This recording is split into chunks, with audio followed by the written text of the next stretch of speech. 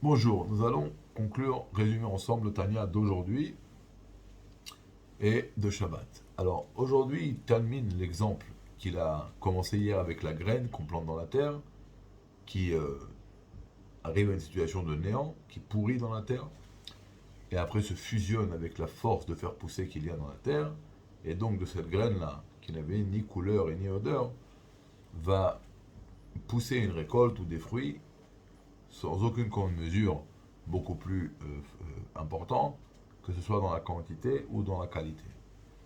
Et c'est exactement ce qui va se passer avec la pièce de Zdaka qu'on va donner à un juif. Quand on donne une pièce de Zdaka, alors on fait de la bonté dans ce monde matériel.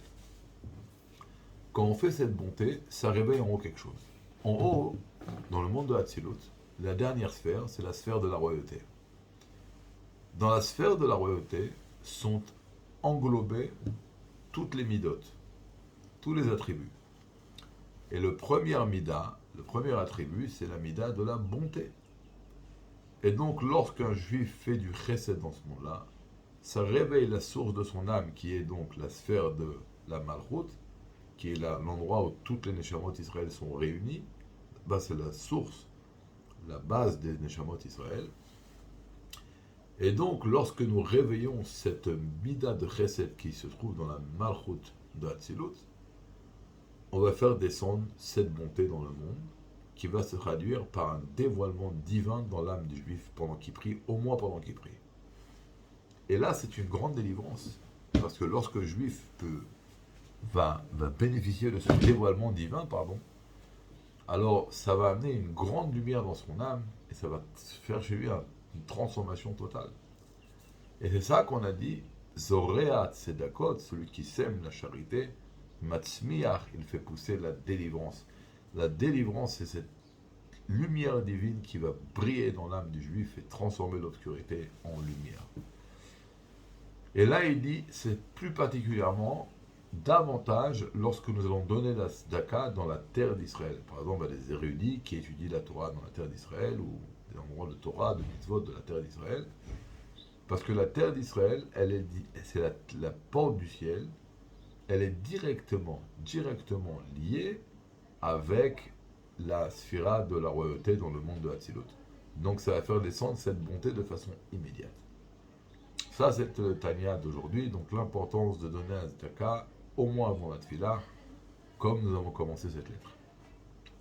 Dans la lettre de demain, la Mogen commence une lettre extraordinaire où il dit des propos très sentimentaux. Il commence la lettre, et mes bien-aimés, mes frères, mes amoureux. Il dit qu'il vient nous réveiller de ne pas s'endormir dans les choses futiles de ce monde et d'être un aveugle.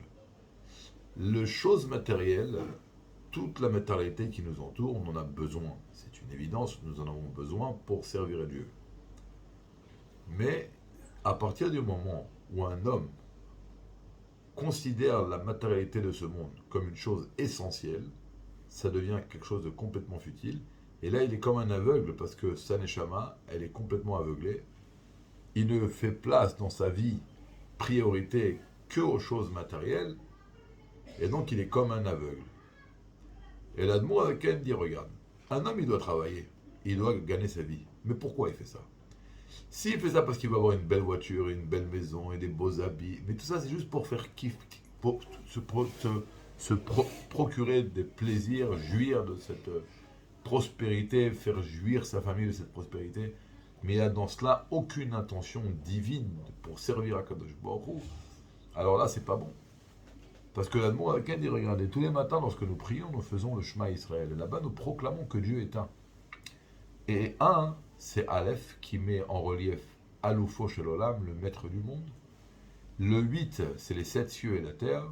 Et le Dalet, c'est les 4 coins du monde. Et lorsque nous prions le matin, nous proclamons que Dieu, c'est lui le patron. Et le Admoaken dit que proclamer le matin Hashem Echad, et après, avec les yeux fermés et la main devant les yeux, et ouvrir les yeux, et donner priorité aux jouissances matérielles de ce monde, c'est un peu comme se mentir. À qui? À nous-mêmes, à Dieu. Et donc il dit, il faut travailler, pour avoir de l'argent. Et le but doit être de donner de la charité, de faire de la bonté à autrui. Non, plus qu'un homme a une femme et des enfants, c'est clair qu'il doit d'abord faire de la bonté avec eux parce qu'ils sont prioritaires par rapport aux autres. Mais c'est ça le but. Et pourquoi il fait ça? Pour ressembler à son créateur. Hachem, il est constamment 24 heures sur 24 en train de faire une bonté de par le fait il recrée la création à chaque seconde du monde. À chaque seconde. Et donc, comme Dieu fait cette bonté de façon constante, un juif, il veut ressembler à son créateur et faire de la bonté. Et c'est pour ça qu'il travaille pour avoir beaucoup d'argent, pour faire de la tzedaka, etc. Amener des pauvres à la maison et donner à manger aux bachourim, etc., etc. Il dit que, encore une fois, que les enfants et sa femme, et pas seulement tout le monde. Après, il termine aujourd'hui, dans Shabbat, il termine le Tanakh du Shabbat, que les tzadikim de la génération, ils passent avant la femme et les enfants. Et les tzadikim de la terre d'Israël, ils passent avant les tzadikim qu'il y a en dehors de la terre d'Israël. Donc voilà, nous avons à quoi réfléchir demain. Hachem Echad, que Dieu fasse qu'on ait un bon Shabbat Mevorchim, qu'on amène une grande bracha dans le monde, dans le mois de Elul, le mois dans lequel va venir le roi dans les champs, écouter nos demandes et Bezrat Hachem les exaucer. Shabbat Shalom, de bonnes nouvelles.